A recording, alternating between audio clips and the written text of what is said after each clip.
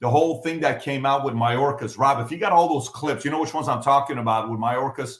So what would you have done differently? Is she going to get fired? Is there going to be anything there? I think this was good for the audience to see because, Vinny, for me, we have to focus on this area. Go ahead and play this clip, Rob. Mm-hmm. In light of this weekend's events, the president has directed me to work with the Secret Service to provide protection to Robert Kennedy Jr. That looks painful for him. That looks painful. That's one. So one, Trump got RFK to get Secret Service, check. He got his opponent to get Secret Service protection that the existing president wasn't willing to do. So Trump is now leading Biden. That's one. Second, go ahead, Rob.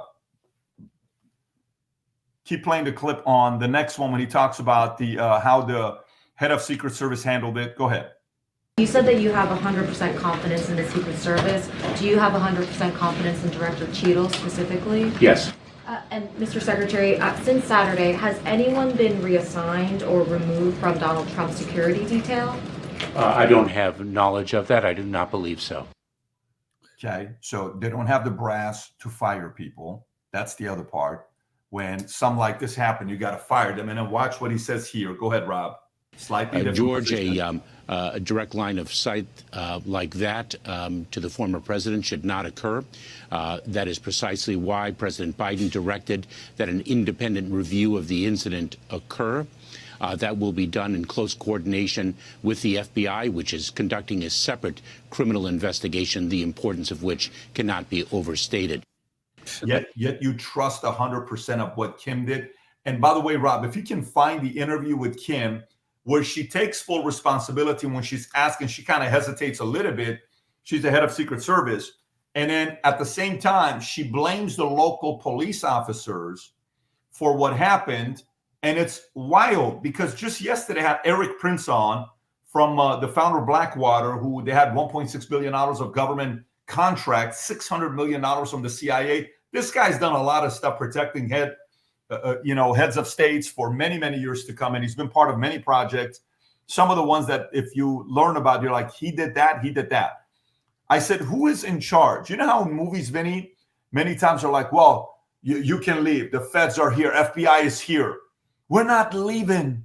We're NYPD. You can leave. The FBI is here. And there's that battle between the FBI and, I said, who's above who? He said, the moment Secret Service shows up, everybody reports to Secret Service. Exactly. They're the leaders. So guess what, Cheeto? You can't say it is the other side. And I love that this gentleman here asked the question of her, and watch what her answers are. Go ahead, Rob. Who is most responsible for this happening? What I would say is that the Secret Service is responsible for the protection of the former president. So the buck stops with you? The buck stops with me. I am the director of the Secret Service. It was unacceptable, and it's something that shouldn't happen again. The president and Homeland Security Secretary said today they had 100% confidence in you. But there are some members of Congress calling on you to resign. I appreciate the Secretary's comments, and we're going to continue to be transparent and communicate with people. Do you plan to stay on? Absolutely. I do plan to stay on. Can you imagine? So you listen, it's a mistake. Just a mistake. Like, who said a line like that? You know who used a line like that? What do you want me to do? Hillary, what difference does it make? Does it make? What difference? People are dead. American soldiers are dead. That's Move right. on. And PBD, that is the perfect recipe for an assassination where, God forbid, he died. She's blaming them. Secret Service is blaming local law enforcement. The sniper may or may not have gotten stand-on wait orders. Everybody was pointing up there saying, there's the guy with the gun, and you let the president of the United States keep speaking for 2 to 3 minutes. That this is just one of those moments where it's a failure of security, failure of intelligence, and this guy dies. And that's exactly what they want. And I could see the pain in that little rat Mayorkas' face. That it almost looks like he was disgusted to say that now we have to give RFK protection. I'm not going to talk about anything. It's ridiculous, Pan. It's like we always know this. We like it is what it is because I know exactly what these people are, bro. By the way, you know what it is, Vinny? You were in the Air Force. Tom, you've ran many businesses. You've been part of many businesses, small, mid-sized, big. You've been part of raising money. You've been part of companies making massive mistakes. We've been part of things that we've done where mistakes were made collectively together the last almost 20 years of being in business together. You know what typically happens? You step back and you look and you say, okay, we need better leadership over here. We need better decision-making over here. That guy can't keep anybody. People have a hard time working with that guy. This guy walks on eggshells. He's afraid of making any decisions to lead. We need somebody that's going to lead these guys and bring them together. Or, yeah, there's no way the same thing can happen again. Why did that person get sued? Why did that contract drop? How can we lose from losing this contract? What can we do for this to not happen again? That person that did, and then you have to make some immediate decisions. But imagine if it's like you lose your biggest contract, that's 50% of your top line revenue. You don't just say, yeah, I mean, listen, we're still going to keep on doing business the same way. You cannot do that. You cannot do that. This is a part where, for me, in every, like, imagine you lose a Super Bowl because of the same exact dumb mistake. And you say, are you guys making any adjustments? Nope, same exact game plan. What? So let me ask you this, Mr. Carroll, Pete Carroll. Yes. If you had to do it over again, would you have given the ball for Russell Wilson to pass the ball? Would you have given it to Marshawn Lynch? Nope, we're going to pass it again. What the hell are you talking about? Hand it to the freaking guy. He'll go through. It's like a couple yards. Nope, we're going to do the same thing again. That's not how life works. You make adjustments. So my only concern, Vinny, is to be like, I'll never get knocked out again. You know how fighters, like, you fight like this and you forget one time to keep it up. Boom, someone catches, you're gone. And you're like, I'm still going to fight like this again. It's like Wilder. Remember when Wilder kept getting knocked out? And at one point, he had a nickname, something Bomber. So he was called the Bronze Bomber or something like that. And he was gone. So I just want to make sure people don't come from a place of this can't happen twice. Because what this guy did, this guy was a legit amateur. 150 yards.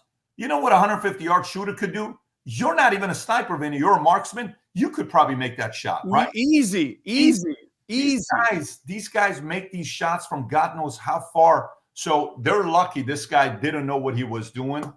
If the right person knew, we would be in a very different place right now. People's lives would be very different right now. And there's many of these images that show if Trump doesn't go like this, and he stays talking like this, it's hitting this.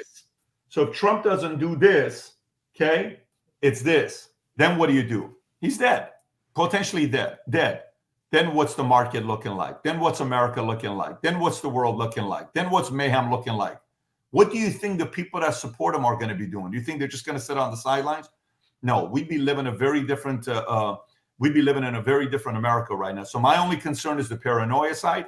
I am convinced if everything goes pound for pound, I don't think they have any other tricks of going after him.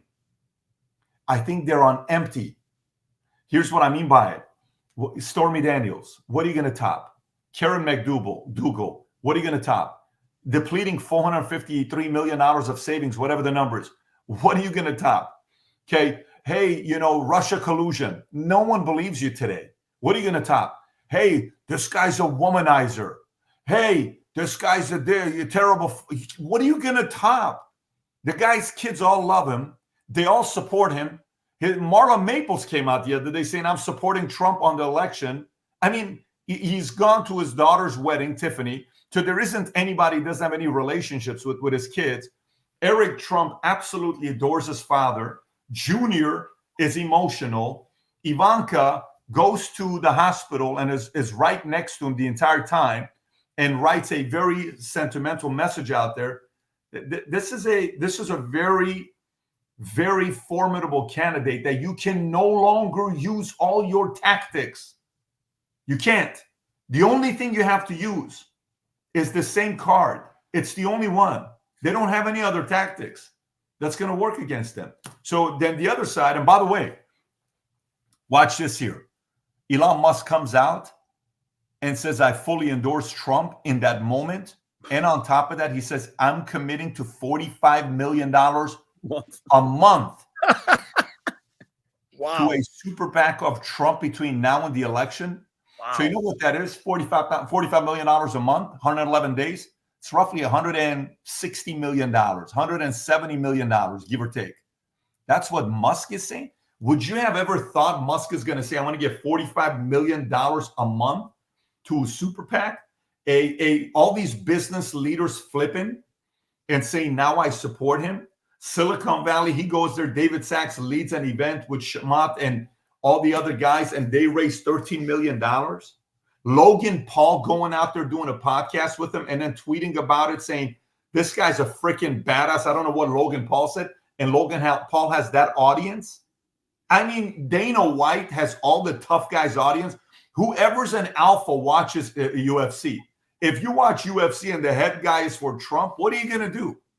You know, so I just think everything is coming together. And the only thing you have to be careful with right now is the one thing. Watch. And on top of that, this month, July 30th at 6 p.m., I'm doing a Zoom in regards to the AI revolution, which we're going to release a white paper, which we'll give to you. If you haven't yet registered for that either, here's a QR code to get registered for the event that we're going to be having. It's a private webinar. It's only limited to 3,000 people. It's not something that's going to be available to everybody. It's first come, first serve. You register, you'll be able to be a part of it. Rob, if you have that flyer to show for the AI revolution Zoom that we're hosting as well, so people can go on the QR code and get registered. That'd be great. It's that right there. Just go on that QR code, register for it. AI is here for business. A lot of people are leveraging it to win and take their businesses to the next level. It's how we took our business to take the valuation of it 3x more than what it was. We went from 5 times EBITDA to 15 times EBITDA. We're doing this webinar this month, free, but you got to make sure you get a spot on it. Again, July 30th, Tuesday, 6 p.m. Eastern Standard Time. Go to the QR code to get registered. So if you like this clip and you want to watch another one, click right here. And if you want to watch the entire podcast, click right here.